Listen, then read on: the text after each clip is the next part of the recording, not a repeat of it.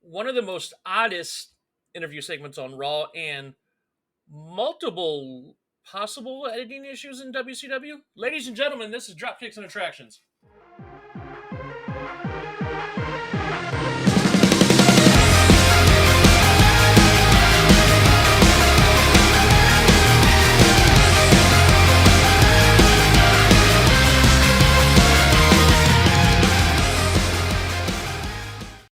Ladies and gentlemen, welcome aboard to Dropkicks and Attractions, the most awesomest, coolest, even I dare say nifty, retro wrestling chronological podcast in the world.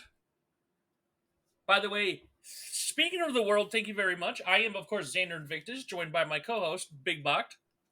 How you doing, Xander? What's for dinner tonight? Don't know yet. However, speaking of the world, you and I were chatting last night. I decided to check our Spotify stats. Mm-hmm. We are worldwide. Yo!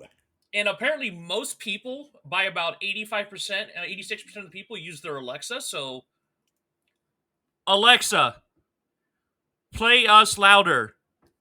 Okay, got that out of the way. Yeah, apparently I was checking the stats because, I like the analytics. It's fun. Mm-hmm. US, UK, Germany, Moldova. Apparently Moldova, we're popular in Moldova, I guess. So, hello. Hello. More people listen to us in Moldova than Canada. I always find those stats interesting. Mm-hmm. I should look into see if I can get that from YouTube and Rumble. Alexa, please play sheep noises. We are, of course, the matter of fact, the day after Beach Blast, which I would honestly would say that was all three of the WCW pay-per-views we've covered so far. 93 have been pretty solid overall. Absolutely. But I think Beach Blast was the best one as of right now, in my opinion. Agreed. And honestly, I think it's the best pay-per-view we've covered this year because the three we've covered in WWF were okay at best. Yeah. Rumble was okay. WrestleMania was garbage. And King of the Ring was... It did what it needed to. Barely. Barely. We're going to go ahead and hop into... We're about a month and a half out from SummerSlam. Yeah, it's late August that year, I think. Yeah, and then we'll find out at WCW we're actually about a month out from the next Clash already.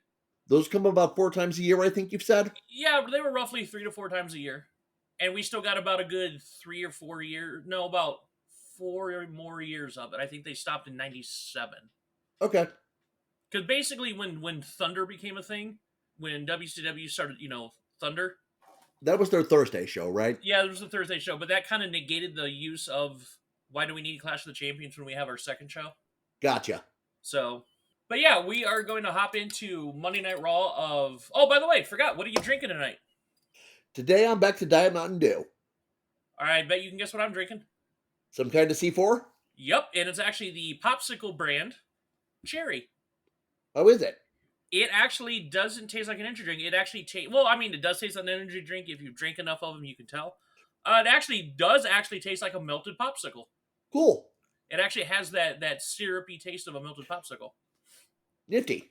Yeah, it's very nifty. Yeah, so we are on Monday Night Raw, July 19th, 1993 in New York City. Of course we are. The show opens straight up with Lex Luger at some sort of press conference because his whole thing is he's trying to petition and politic for a title shot with Yokozuna because of what happened at the Stars and Stripes Challenge.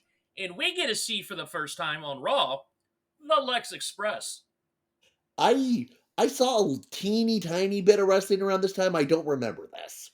It was, and we're going to see it again, though. They're basically a lot of the extraneous promos were all about Luger. Because remember, this is the time where they were trying to make him the next Hulk Hogan in WWF. Right. So, it was literally a big-ass bus, and he actually did travel on it. That's cool. Living the gimmick. But no, basically, it's like, there's a video, Wrestling with the Great did a long-form video on the whole Made in the USA Lex Luger time frame. Gotcha. Lex Luger did not like this part. Oh, really? That's interesting to know. He did not like doing this. Because it was basically going town to town.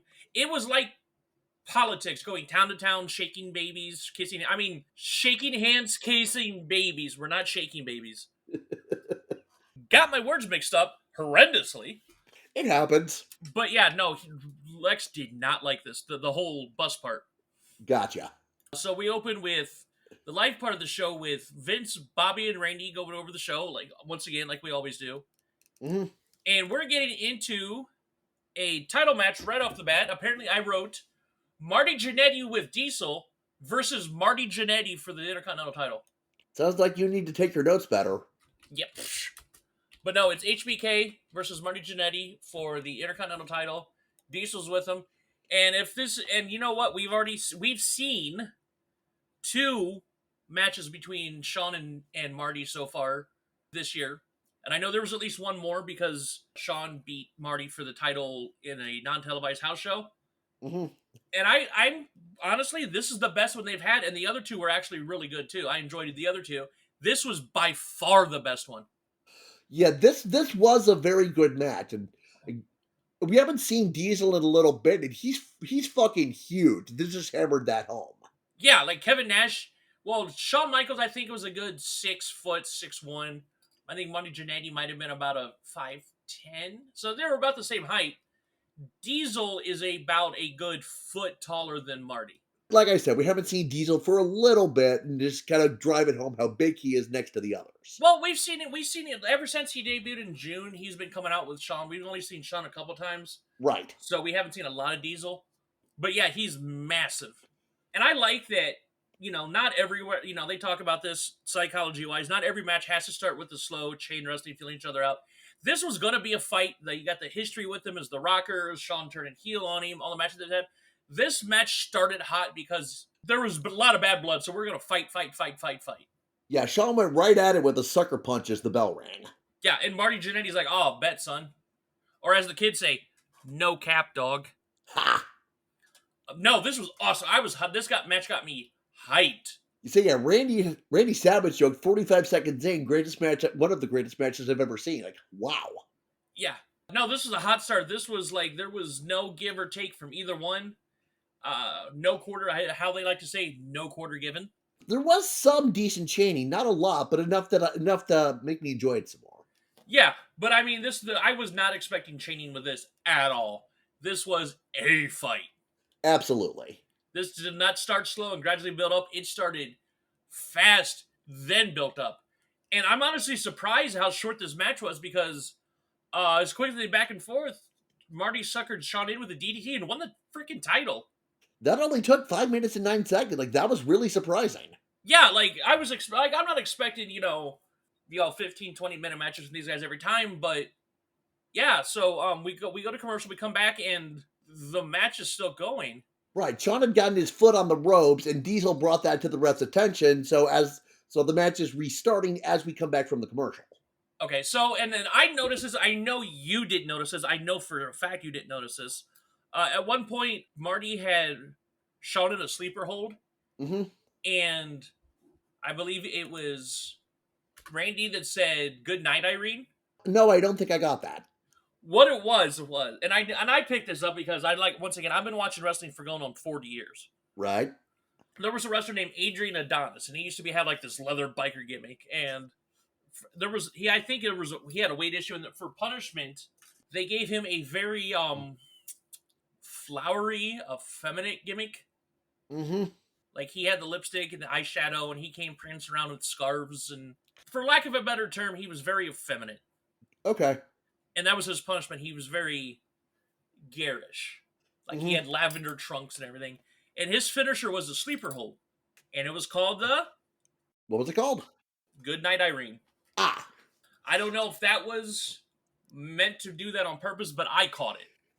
Yeah. Back to commentary for a sec. Bobby is talking about how decent Shawn Michaels is, and I'm just, hey, can I help it? I'm an honest, decent man. I can't let an injustice like that go by. It's the instincts I have in me. It's the decency that oozes out of my pores. You're kidding me, right, Bobby? You can't be serious. However, one thing I do like, Bobby is being very logical about this because he was correct in saying the match should have continued because Shawn's foot was on the ropes, and he's like, and they're like, oh, boo, like Vince and Randy are going, boo, it's Shawn Michaels, boo, doesn't matter what happened. Bobby's like, no, this is This is bullshit. If this would have happened to Ronnie Jannetty, you guys would have been doing the exact same thing. You guys would have been calling that the match would have been restarted. And basically, he's using logic. He's like, yeah, I'm rooting for the bad guy. That's what I do. But I'm doing the exact same thing you're doing, so you can't get mad at me. I mean, is he wrong? No, he's not wrong. And that's what I like is like when they like. Well, actually, we'll see Jesse do this when we get to Saturday night. I think the phrase is turnabout is fair play. Yeah, like they're using their own logic against them. It's like, okay, what's fair, what's good for the goose is good for the gander. Right. Once again, this match is absolutely solid. There's been no real full control from either guy the whole time. Yeah, Sean suplexes Marty out of that sleeper. That was the nifty spot. Yeah, and then they end up going for a double down, and HBK goes outside. They fight more and more and more. Yeah, the crowd's getting loud. Yeah, the crowd is hyped for this. Marty hits the rocker dropper for a very close count. Mm-hmm. And then he went to go crossbody Sean, and oh my God. Like, he cleared Sean, because Sean ducked. He cleared Sean, cleared the top rope, and basically just front bumped face first onto the mat. Yee, that was not fun. Even I was like, oh God.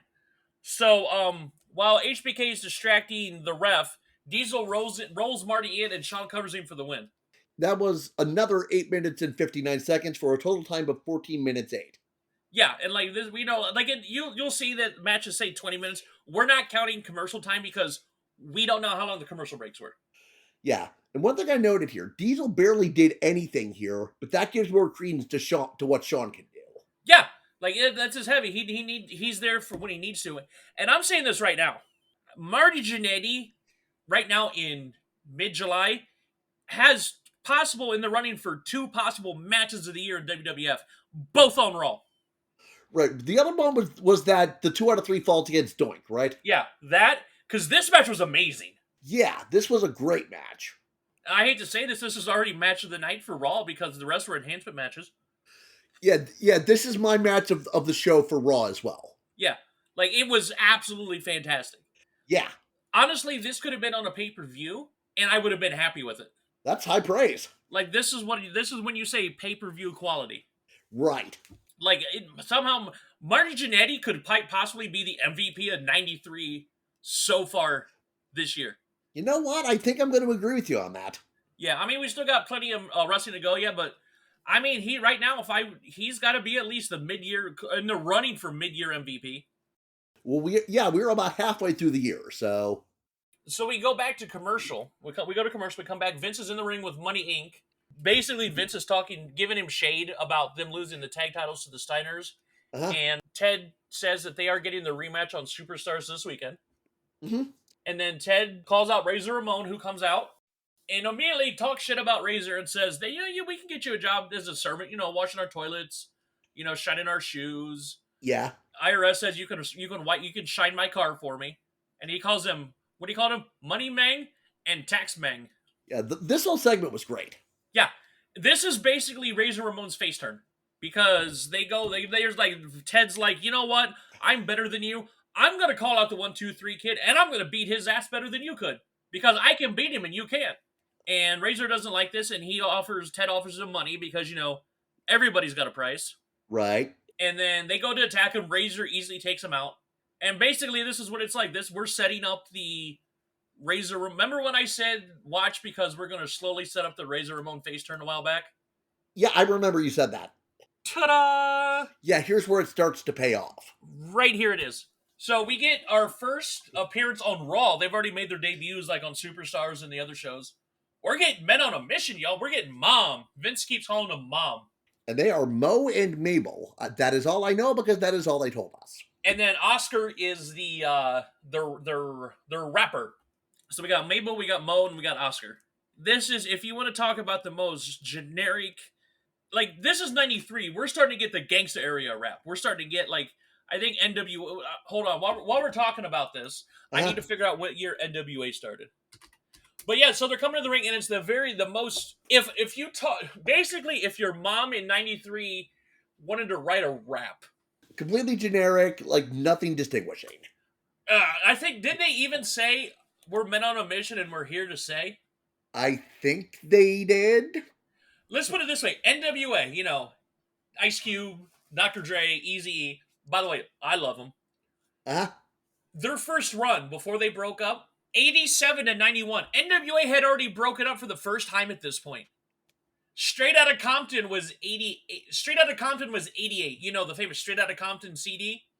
Yeah, so there was stuff to draw on, and they didn't.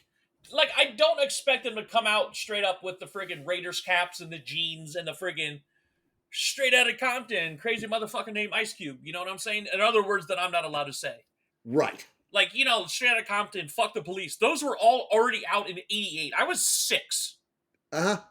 You know, also not allowed to listen to rap at that point because my parents did not like gangster rap. Right. So you know what I did when I was old enough to listen to my own music? By my own music? You got it. You're damn right I listen to gangster rap. I'm a big rap fan. But I would listen to it because my parents told me not to. I've come to appreciate it more having seen some of the stuff, music that got big in 1993 while we were still doing the Billboard segment. Yeah. But no, I get, like, if you're making these guys to be good guys. Right. We're not, like, gangster rap was very vilified back then. Yeah.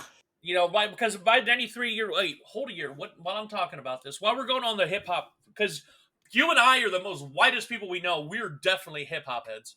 We're basically, you know, if you want to know about hip hop, you go to his. I'm thinking of one of the most famous rap albums ever. 92, The Chronic. Dr. Dre, The Chronic. Somehow I knew that was the one you were going to say. Ain't nothing but a G thing, and like it's considered one of the most Dre Day. Like this is considered one of the most famous, most successful like gangster rap albums of all time, right? How far are we from Gangsta's Paradise? Any idea? Because I actually listen to that regularly, right? That was like 95, 96. Okay. But I'm talking about like straight up legit gangster rap, like Dr. Dre and Ice Cube. You know, I know we're not that far from Tupac and Biggie. However, The Chronic, remember, we're in August of 93, right? July 93. Excuse me, July 93. We are in July of 93. The Chronic, December 92. Yeah, so like I said, they had examples they could take to build Men on a Mission's characters, and they didn't do it. And here's the thing, I don't blame them. Because here's the thing. At the time, gangster rap was doing news reports about how gangster rap is going to be the downfall of modern society, and teenagers listen to it are warped, and everybody's anti-police, and this, that, and the other. That was a big thing on the news. I get why they're not going to make Men on a Mission look like Dr. Dre. Right. But at the older time, and I get, like, this is not the edited era, we're not saying potty words. But this was very we're the long way around saying this is extremely sanitized hip-hop. It was too clean. A little too bit. Like, I get they're not going to say damn and hell and shit and fuck. Right. Especially not on TV at that time. They were still bleeping ass when people would say stuff. I think I remember the word ass being bleeped in Saturday Night this week. It was. But it was just... It was extremely hokey. Yes, definitely. And the fact that we're talking about this long was probably about 3 to 4 times longer than the match was. Yeah, they're facing Rich Myers and Hank Harris. And bless them for trying to jump Mabel. They jumped the big man right away. And then Rich gets brutalized, Hank gets tagged in, Hank gets brutalized, 1 minute, 50 seconds, nothing much. No, like, here's the thing. It looked like it was some sort of crazy splash. No, because the camera cut away, so I didn't see shit. Where it looked like Mabel, because Mabel got on the top rope and kind of looked like he pushed and fell on top of Mo, who landed on top of the guy. This is what it looked like to me. I couldn't see shit. The camera cut away. I didn't see a damn thing. But once again, hey, we're debuting them strong. This is going to be, you know, the new hot tag team in WWE, Men on a Mission, or as Vince calls them, Mom. Mom. He still calls them Mom. Wow. We go to Mean Gene, who, by the way, you can still hear the rap well into the pre-recorded SummerSlam report. Yeah, that's a bad job on whoever was crossfading. And on top of that, Gene's very dancing like a white man. Uh-huh. But once again, I love Mean Gene. Mean Gene can do no wrong with me. He's one of the ones I'm appreciating as we do the show. Yeah. And see, this is the end of WWF Mean Gene. Like, watch some of the stuff from the 80s where he was always doing the interview stuff. Because by this time in 94, him and Bobby are going to be in WCW. So, well, we'll still get Gene and Bobby. I'm not complaining. Right. So we've already announced that we're going to have Jerry Lawler versus Bret Hart at SummerSlam. They already announced that one last week. Our new match is The Undertaker versus Giant Gonzalez in a Rest in Peace match. I don't know what rest in peace match means. I don't remember. Okay. I think it might have been some sort of. I'll watch when we get there. Whether they explain it or we have to watch SummerSlam. I think it was like a. Was it like a street fight of some sort or no DQ match, or was it a casket match before? Like, I don't remember. It was some sort of stipulation. Yeah, there was something about only the Undertaker knows the rules to a rest in peace match. And this match, just put it this way, this match was so amazing. There was never a officially titled Rest in Peace match after this. Well then. So I don't know. I don't remember what it was. But anyways, we go to more footage of Luger on the Lux Express signing autographs, taking pictures. That's what it was. This was basically him politicking. Hey, I'm doing a grassroots campaign to get my title shot. Right. This is what Lux Express was. And then we're going, later on, we're getting the King's Court with... Tiny Tim? That's what I'm like, okay, because of all the people... By the way, he's been on WWF before, but I'm talking a good almost 10 years prior. Fucking Tiny Tim.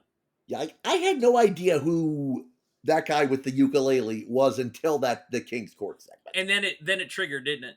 I still don't know who the heck it is. Like, I don't remember this person, like, from my childhood at all. We'll get there. Like, he was... I think this was about 3 years before he passed away anyways. Because we got a match to talk about. Scott DePress, I believe how you pronounce it, versus the one and only... Bastion Booger. Fucking Christ, this match. Yeah, this took a minute. Nothing happened. He got Booger power him and then dropped his taint on the man's face. Eh. That looked like that was all taint. Yeah, that was awful. Thank God this match is over because next week we are getting a match I already know I'm going to like because we are getting the finals of the King of the Ring 93 rematch. Bret Hart versus Bam Bam Bigelow. Oh, I'm so excited. Yeah, they put on a great match at King of the Ring, so I know they can put things together good. I'm excited. Once again, we know it's good. I'm a huge Bret Hart fan. Bigelow's one of my all-time favorite big men. I think Bigelow might even be in my top 10 period. And haven't you had like the same profile picture on Facebook for 10 years because it has Bret Hart in it? 10 years. It's been almost 15. Oh, it's been that long? Damn. Yeah, I met Bret Hart once, and I was. You want to see a match, a moment in life where I was actually speechless and I couldn't talk? Oh wow, that's hard to believe. Oh, I know, but it worked, and like I have picture proof and I haven't changed my profile picture on Facebook in like 15 years, legitimately.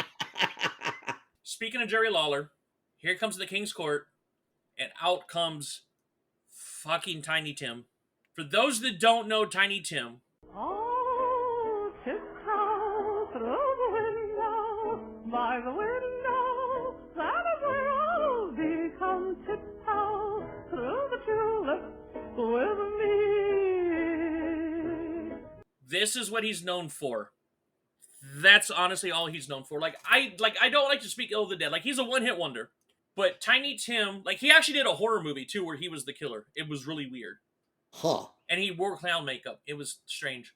But I honestly think, like, he was just a very tall, eccentric-looking gentleman who actually from New York, and was like, I used to live in New York. There was a lot of people that looked like Tiny Tim, even when I lived there. Oh, really? Oh, New York is basically, if you want to stand out, you go to New York. Because if everybody stands out, nobody stands out, so you can hide. It's great. Right. I would say, like, he was a novelty act, because other than that, like, he put out a whole bunch of albums and everything, but honestly, if you read about it, like, there was nothing other than that one song. He honestly was just a guy that played a ukulele and did songs. I would almost say he was a novelty act. But I even forgot, like, everybody knows him for the falsetto, that he would sing in a falsetto, but he had quite a deep voice. Yeah, that really surprised me. Yeah, almost like how Prince is. Like, you ever listen to Prince sing and he's got the high voice? Yeah. And then he'll win an award, he's like, yo, thank you very much. I'm like, yo, what the fuck? Right. Like, the first time you heard Prince speak. Or like one more example, it's like when you hear somebody that speaks like in an American accent, but they have, and you don't realize that they're not even their native language. Like the first time I remember ever hearing Hugh Laurie win an award. Oh yeah, the Hugh Laurie was where I was going to go with that too, because he does such a good voice on House. I love House. And like he did an episode of Friends where he was in that accent, and I didn't, he did Blackadder, like stuff that I didn't realize till after the fact. I'm used to him watching House, and then he gets an award, he's like, oh, hello, thank you very much. And I'm like, what the fuck? Yeah. But anyways, basically all this really was him talking shit to Tiny Tim. And funny thing was, this actually got me laughing a little bit. Tiny Tim got one hell of a fucking zinger on Jerry Lawler. This is a man from New York, and he knows that I am not a Burger King, right, Tiny Tim? Right, you're the Dairy Queen. So yeah, when he jumped in and dropped the whole Dairy Queen, I was like, okay, that was actually pretty good. Yeah, that was a good zinger. Yeah, so, and then this ends, Jerry Lawler takes his ukulele, which looked like it was, I don't know ukulele, so I don't know how brittle they are, but that looked very false. Yeah. Like a Jeff Jarrett guitar. And the way Tiny Tim overreacted, he was like, oh, like he was one step away from putting hand to forehead going, oh, the horror, the humanity, oh my God. Like, it was that overreacting. Wrong? No. And I'm like, he's holding his hands like it's friggin', he looked like it, the way he held it, I'm gonna nerd out for a second. Do you remember the famous cover of The Crisis on Infinite Earths? The George Perez cover where Superman's holding Supergirl? I don't remember that. It's been parodied forever, but anybody that knows it was like 80s DC, where they did Crisis on Infinite Earths, and there's this famous cover on one of the issues where Superman is crying out, he's holding a dead Supergirl in his hands, and her uniform's all tattered, and he's like, oh my God! That's what it looked like. Look it up. You look it up. Everybody else look it up. That's what I got out of this. Gotcha. So, that happened. That clip happened. That segment happened. Yeah. It was weird. Like, he talked about Bret Hart a little bit, but most of this was just him talking shit about Tiny Tim, who has no part in this storyline before or after this. Like, he has no... This was just, okay, hey guys, look, we can get Tiny Tim in 93. I don't think he was honestly that busy. So just because Tiny Tim's from New York, we'll get somebody from New York. Is that it? I don't even know if that what it was. I don't know why. Like, this was just... Okay. Complete stumper. Yeah, like, even I'm like, I can't find information on why Tiny Tim. Okay. I'll keep looking, but if I can, I'm You're flummoxed. Yeah, thank you. So we get to the last match of the night, the 1-2-3 Kid, whose eyebrows are coming in better, versus Chris Duffy. And while oh, here's the thing I picked up earlier when they were talking about the Money Inc. segment in ring. Uh-huh. Where Ted DiBiase's calling out 1-2-3 Kid. He's like, I'm calling you out for next week, and Bobby's like, hey, it's 9 o'clock. 1-2-3 Kid's in bed probably by now. Oh yeah, that was a good one. 20 minutes later, he's out here wrestling. Oh yeah, that's Yeah. not so good, Bobby. Yeah, but once it's not a big thing, but I was just like, well, is he sleeping in the locker room? Did he find a janitor's closet to curl up in with a sleeping bag? But anyways, while he's out here with Chris Duffy, by the way, 1-2-3 Kid's song was actually pretty dope. Yeah. I dug it. But out comes Money Inc. because it's confirmed that, I almost said Heartbreak Kid. Wrong Kid. 1-2-3 Kid and DiBiase will meet, I think, in here in a couple weeks. Razor Ramon comes out too. But he comes out through the crowd, and this is weird. Because, in kayfabe, the Kid doesn't know this. So here you got Money Inc. coming in through the entrance. Razor Ramon, who you've been feuding with, comes out the side while he's wrestling Chris Duffy. By the way, I mean, this was just a standard quick enhancement match for 1-2-3 Kid to get the win. He gets the win with a actually very nice top rope leg drop. Very nice. Yeah, he's also got a nasty spin kick. Like, here's the thing with, like, Sean Waltman, 1-2-3 Kid, X-Pac, 6, whatever. He has some martial arts training, so this was like, he was known for his kicks. All right, and the match took 2 minutes and 16 seconds. Not bad. No, but this was basically...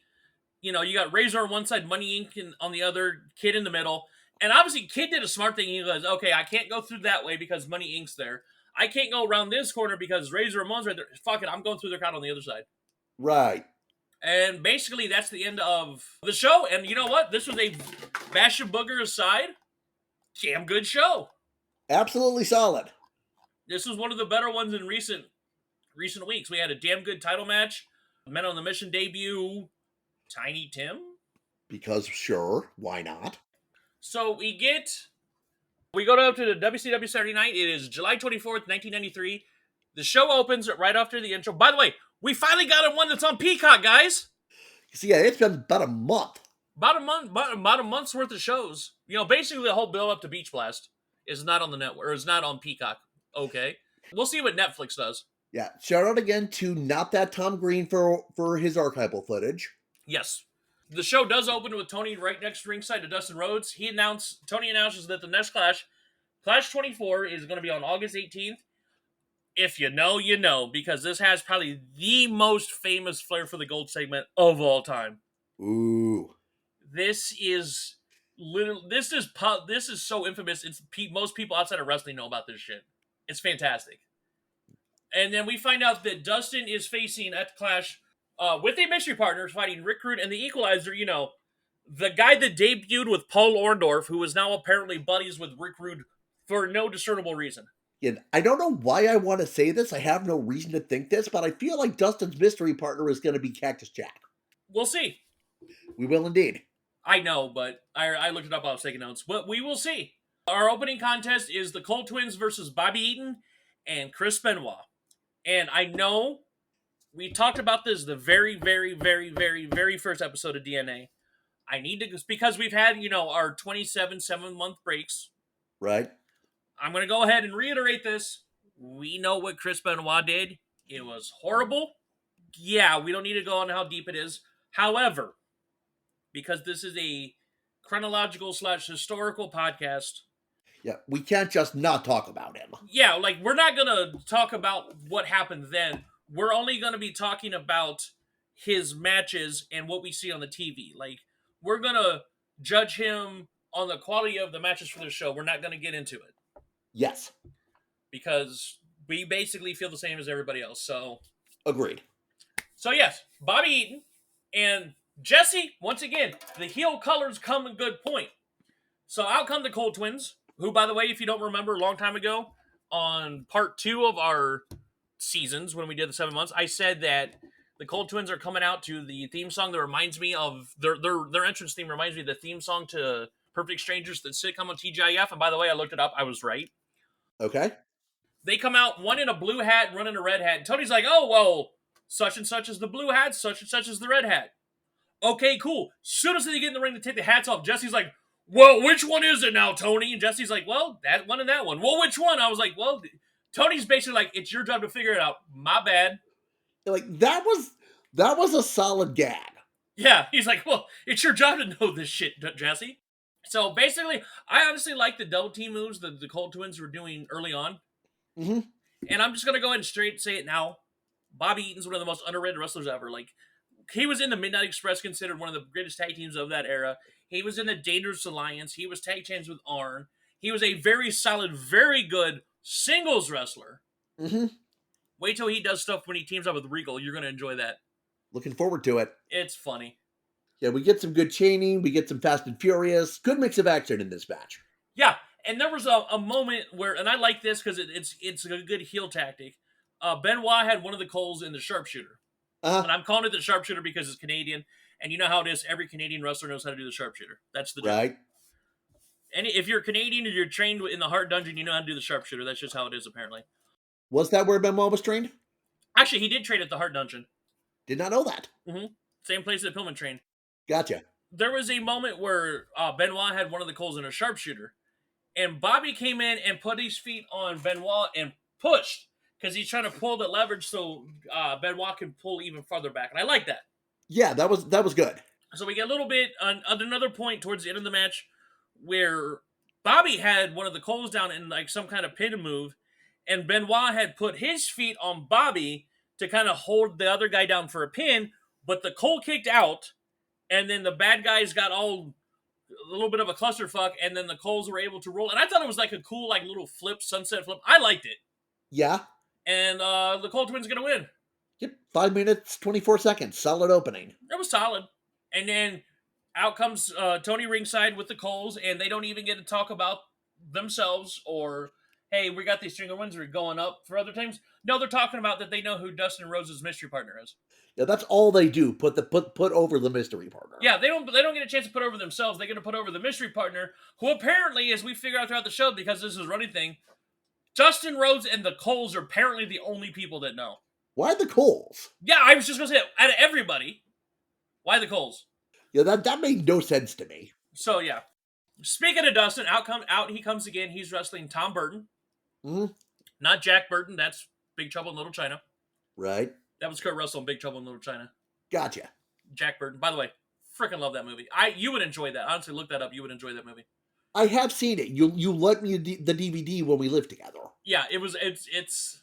I love that movie. It's a great movie. You can see why I love that movie. I do. So, yeah, Dustin Rhodes. Honestly, Tom Burton gets a few seconds in. He got more in than I thought he was going to get. Yeah, hit a double underhook suplex, which is always cool. Yeah, and then Dustin comes back, Bulldog for the win. 1 minute, 5 seconds. Yeah, I'm not surprised. And then, fucking A, here comes Tony and Dusty. Oh yeah, this was gold. And honestly, one of my favorite things since we started doing the podcast is you've heard me wax poetic about how good Dusty Rhodes is, especially on the mic. Yes. Especially with it going on here in the spring and summer. Just watching you to finally understand just how good Dusty Rhodes was. That's fun to watch as you discovered this, because how much of a fan are you of Dusty Rhodes and not without even seeing any of his matches? I'm a pretty big fan. And you've not seen one match, have you? No. Exactly. That's how good he is. And yeah, Dusty doesn't even know who the partner is, but he does call out the assassin, who apparently is still calling Dusty's mom. Like we said, this was absolute gold. Yeah. Basically, Dusty said he honestly said, I'm not afraid to come out of retirement one more time to kick your ass. And then at one point, Dusty basically does his version of, if you shoot, you best not miss. And one last thing, before, like Jesse Ventura says, you lock and load. You better make sure when you shoot at me, you don't miss, because if you do, your honey belongs to me, baby. Dusty's getting gangster. He's like, bitch, you better, if you shoot, you best not miss, because I'm going to beat that ass. Oh, yeah. And I was like, I'm ready for Dusty. You know, we joke about, everybody jokes about Arn and his Glock at AEW. Apparently, Dusty was busting out some shit. So, okay, so we come back from commercial. We are going to go over they talked about how Jesse and Tony are ringside to go over the card for the Clash of the... Oh, wait, never mind. The card fades out. The shot fades out and we go to the next match. Like, what the heck happened there? Yeah. So we get the debut of, at least on Saturday night, of the Colossal Kongs with Harley Race versus Rick Tango and Ronnie Vegas. I put Vinny, it's Ronnie. Uh-huh. Yeah, this was all the Kongs. They got a bunch of splashes for the win. Yeah, 52 seconds. Ronnie never even got in the ring. No. So they're out there. Once again, we're not really going to talk to the Kongs. I don't think they were meant to be talkers anyways. Mm-hmm. Harley has a bag that belongs to Cactus Jack. And something's in there. And Harley talks about how Bulldog is going to be facing Vader at the Clash. And Sting is going to be facing one of the Kongs at the Clash. And while they're doing this, Tony's like, oh, excuse me, Harley. We got a package here addressed to you, care of World Championship Wrestling. Because now we have mail call in the middle of the show. Because, of course. And then there's a cactus inside. What could that mean? I wonder very much. Well, we don't find out, so. We come back, and Tony is with Rick Rude and the Equalizer, who apparently still has to pee. Yeah, he's still got him dancing. Yeah, but the way he's trying to look, no, it's like, I gotta go. Who also has a massive rip in the middle of his back of his vest. I saw that. And apparently the Equalizer also has no idea where the camera is, because he keeps walking in front of the shot. Oh, God. Many times. Not good presence of mind. No. And then, this is the funny part, and this happens for a good part of the segment. Tony's like, Rick, yeah, I'd love to talk, music's playing, gotta go to the next match, thank you, bye. Yeah, that happens a few times. Yeah, and for the whole segment. And then we get, okay, there's a lot to unpack with this. We get the WCW Saturday Night debut of Yoshi Kwan versus Tommy Angel. Okay, we need to unpack a lot of stuff here. Okay. So they say Yoshi Kwan is from Hong Kong. Granted, they didn't do the whole thing separate from China until 97, so they're still part of China, right?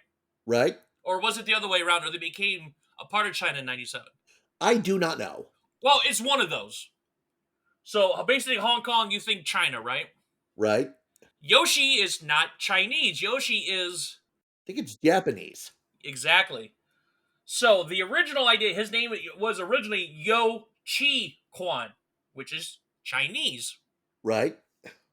Tony started calling him Yoshi Kwan.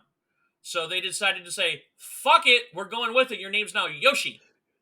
Interesting. Here's the big thing. I don't know if you noticed this. Yoshi puts the Asian in the word Caucasian. You know why?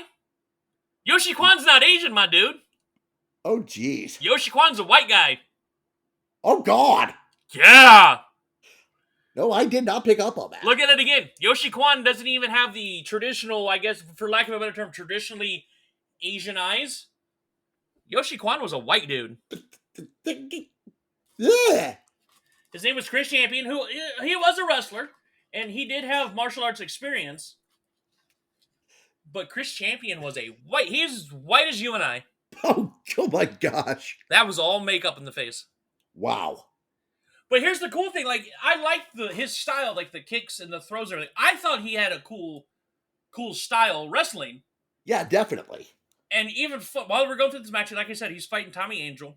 Rude gets into the thing on the commentary. He's like, I want to know who this is. I need to train properly. You need to tell me who this is. Tony's like, I can't, even if I want to. I'm trying to call a match right now. Go away. Yeah. I think it's funny. Yeah, that was a really great just way to bring it in, you know? Yeah.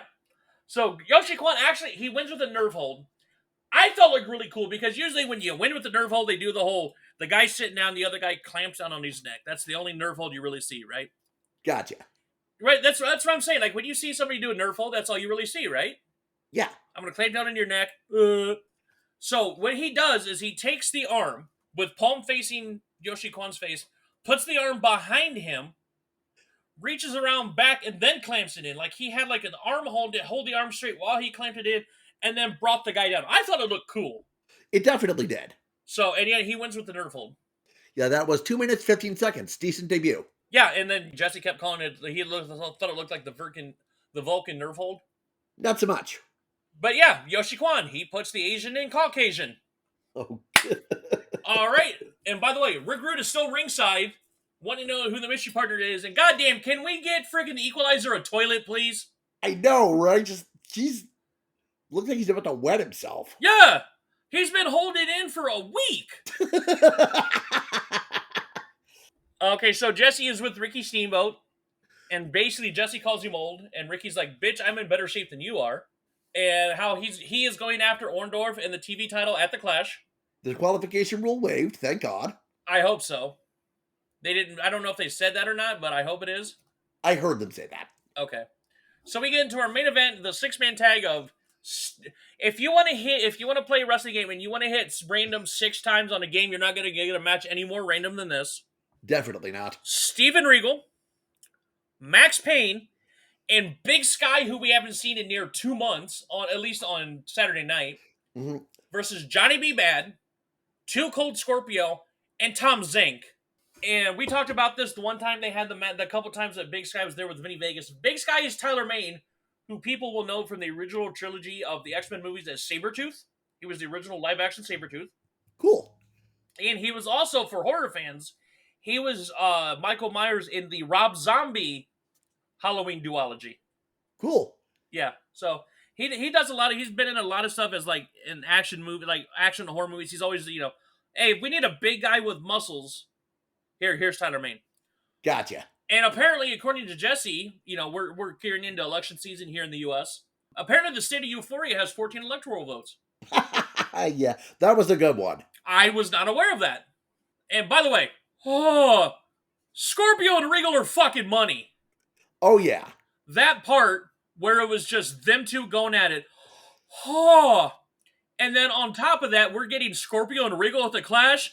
So yeah, those two should probably see a chiropractor for how hard they carried this match. Honestly, can I be honest? Sure. There was no match because basically, when you get a 6-man tag or a multi-man tag, you kind of want to move people in and out quick. Everybody get a little bit in at the beginning to get their stuff going to see what kind of matchups we can make.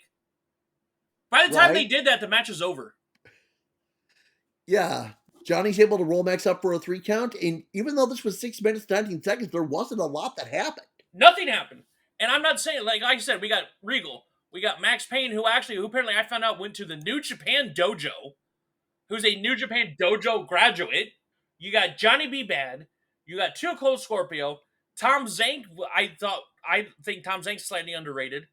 Mm-hmm. But basically this was feel out. Tom Zane gets a little bit of the face in peril. Feel out, feel out. Johnny B. Bad starts popping people in the face. He gets a small pack. There was honestly, it went beginning, end of the match. There was nothing in between. Abrupt end of segment, basically. Yeah. So Payne is talking about Johnny B. Bad. Orndorff starts calling out Steamboat, who comes out, and he goes, "Listen here, Wonderful." And Orndorff goes, "That's Mr. Wonderful to you."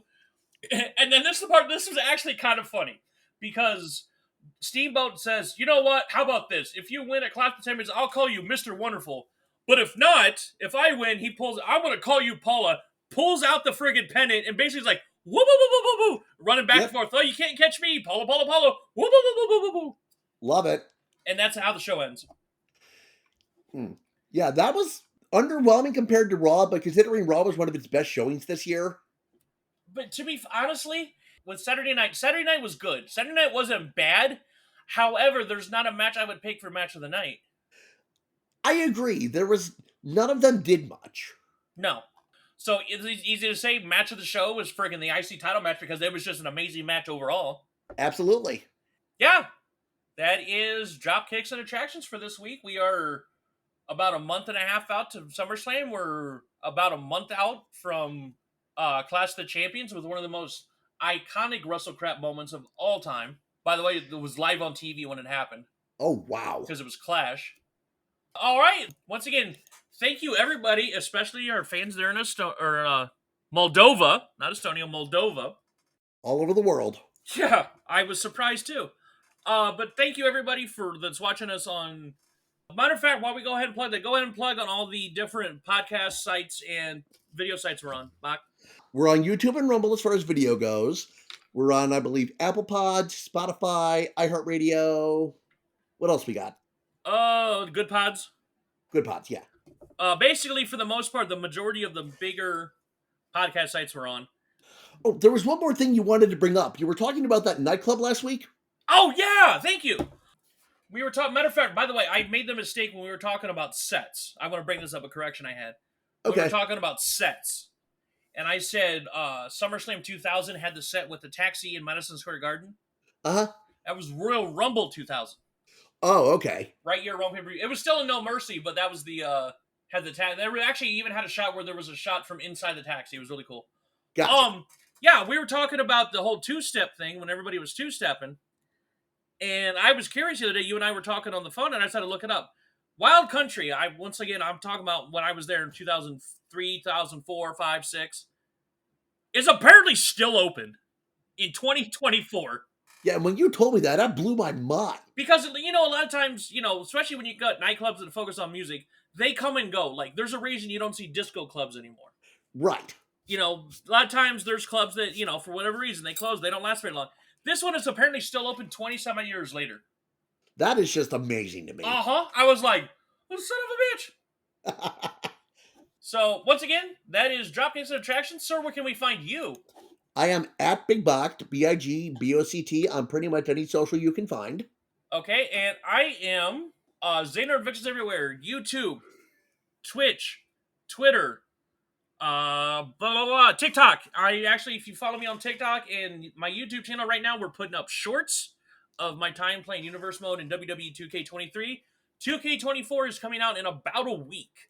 So what we are going to do is on my Twitch channel, and I will also put clips and videos of this on YouTube. We are going to do, when the first game comes out, we're obviously going to do the 40 Years of WrestleMania Showcase mode. We're going to do the My Rises. In between, I am going to start a Universe mode where it's just characters from The Office. I'm going to make all the characters from The Office. There's going to be a bunch of them. Mm-hmm. They're going to wrestle, and I'm going to call the show Dunder Thunder. I love it. And I'm actually going to be, not only am I going to make the characters, you know what? I'll try my best to make an Office type arena. I'm going to commentate everything. Yeah, doing commentary is fun. So at least twice a week, we're going to be doing Dunder Thunder, and then I'll be doing like My Rise and the showcase modes for the other nights, and then also, like I said, YouTube. My YouTube shorts are kind of blowing up a little bit, so follow me on YouTube to get the shorts. Follow me on TikTok. If you have TikTok for the same shorts, I'm putting them on both, so whichever one you prefer, I'll be on both. I'm really diving into focusing on wrestling when it comes to content creating, which is doing well for me so far. So Glad to hear it, man. yeah. So once again, thank you everybody for coming out, and we will see you next week. Take care.